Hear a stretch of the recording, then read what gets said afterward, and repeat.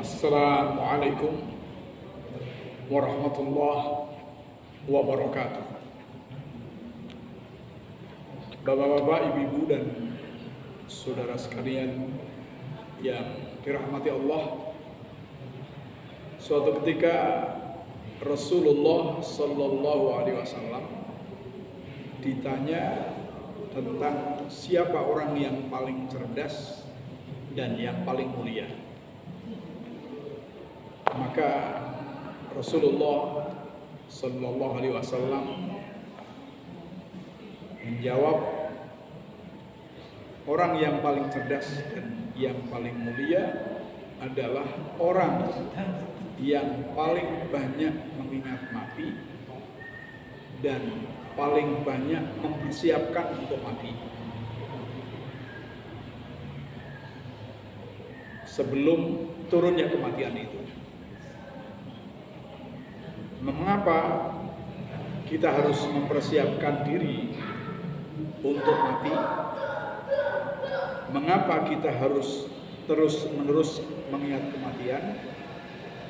Ada beberapa alasan, yakni yang pertama, bahwa kematian itu sesuatu yang tidak bisa dihindari. Bagaimanapun panjangnya umur seseorang, lamanya umur seseorang, pasti dia akan mati.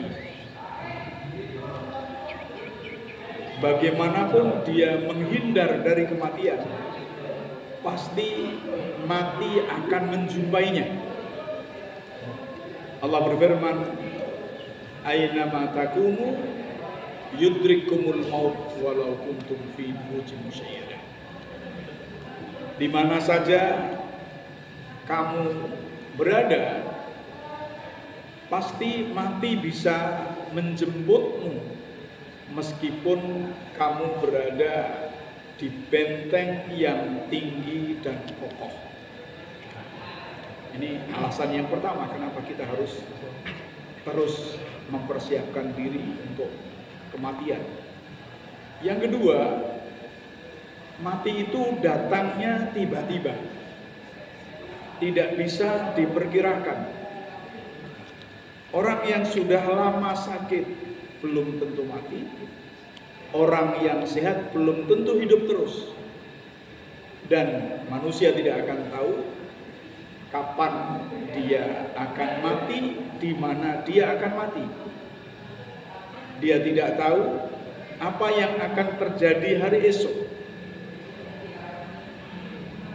Di dalam Al-Quran dikatakan, wa ma tadri nafsun madza taksibu ghadan wa ma tadri nafsun bi ayyi ardin tamut.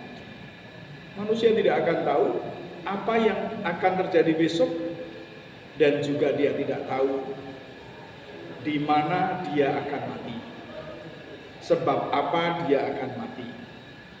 Karena itu terus harus bersiap-siap untuk mati dengan memperbanyak amal soleh, sehingga ketika mati benar-benar dalam keadaan husnul khatimah. Pertanyaannya, apakah boleh kita berdoa kepada Allah agar mati di suatu tempat, agar mati dalam keadaan husnul khatimah? Boleh. Misalnya seseorang berdoa, ya Allah, matikanlah saya ketika saya sholat.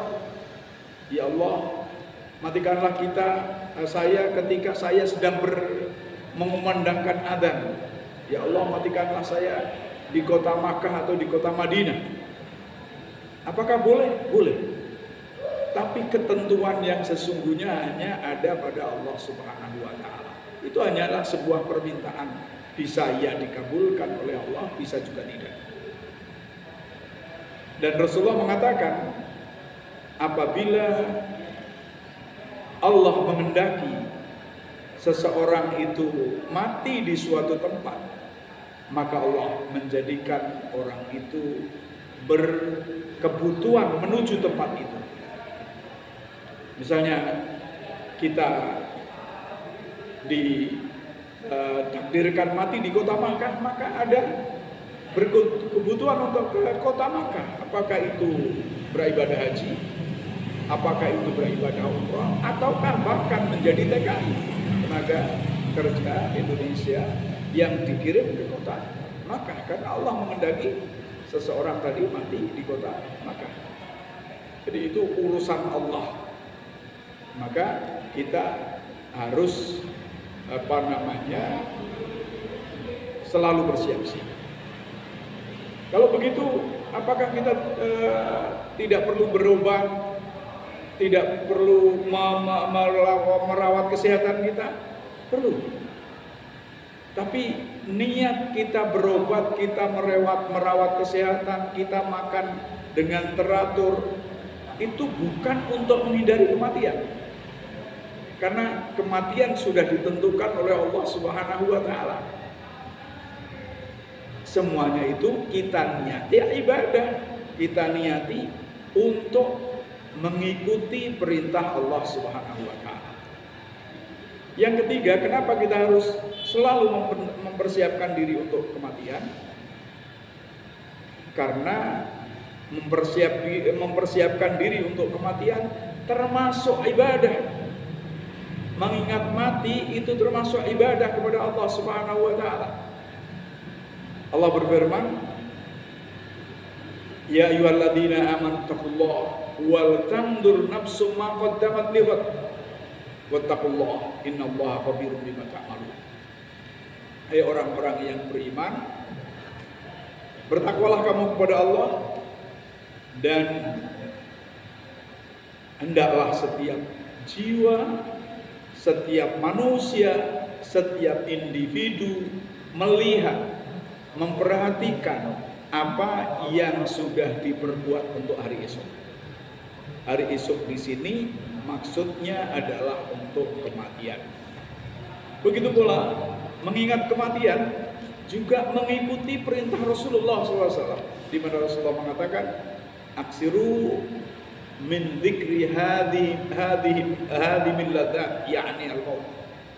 Perbanyak oleh kamu tentang mengingat sesuatu yang mengakhiri, menghancurkan kelezatan-kelezatan ini. Jadi mengakhiri kelezatan-kelezatan dunia, yakni kematian. Insya Allah, kalau kita sering mengingat kematian, maka akhirnya kita akan menjadi orang yang baik. Karena mengingat kematian otomatis mengingat beratnya sakaratul maut, mengingat beratnya siksa kubur, mengingat beratnya akhirat, sehingga beratnya siksa di akhirat dan nikmatnya apabila menjadi orang yang nikmat, otomatis orang akan memilih menjadi orang nikmat, akhirnya melakukan hal-hal yang baik yang disyariatkan Allah dan Rasul, dan meninggalkan hal-hal yang jelek yang dilarang oleh Allah dan Rasul. Demikian pada bapak-bapak dan saudara-saudara sekalian, mudah-mudahan bermanfaat. Wassalamualaikum warahmatullahi wabarakatuh.